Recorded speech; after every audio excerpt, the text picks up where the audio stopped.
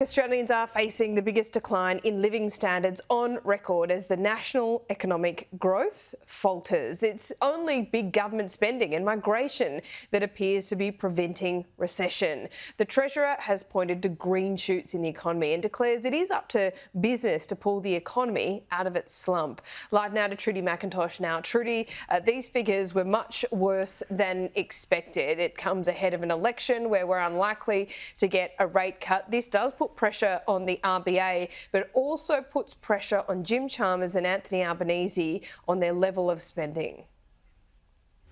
Yeah, a lot of focus, Laura, on how much heavy lifting the spending from federal and state governments are actually doing to keep the nation out of recession. These GDP figures out yesterday were weaker than expected, confirmation that outside of the pandemic, Australia's growth at its lowest level now since that early 1990s recession. Annual growth at just 0.8%, the quarter only ticking up by 0.3%.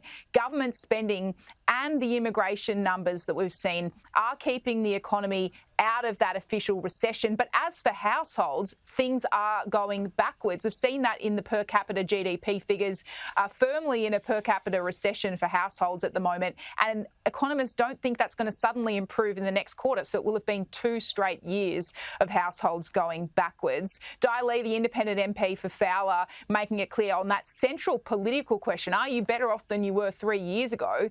Most people in her electorate, she believes, are going to look around and say they aren't. You know, I think the question that people have to ask themselves, and I'm sure, you know, RT people are asking, are we better off today than we were 3 years ago? And I can guarantee you they're not. I've had manufacturing round tables here a few weeks ago, talking to many of the small to medium-sized businesses here who've expressed their despair. And let's be very clear, this period is akin to the Whitlam era, where the Labor Party near destroyed the economy. And the economy is being damaged at the moment by the Labor Party, and that's why costs for every product are going through the roof. The opposition leader campaigning there in the New South Wales seat of Paterson, one he's hoping to flip at the upcoming election. Peter Dutton absolutely scathing of Anthony Albanese and Jim Chalmers' handling of the economy, claiming today that under the coalition, interest rates would be lower.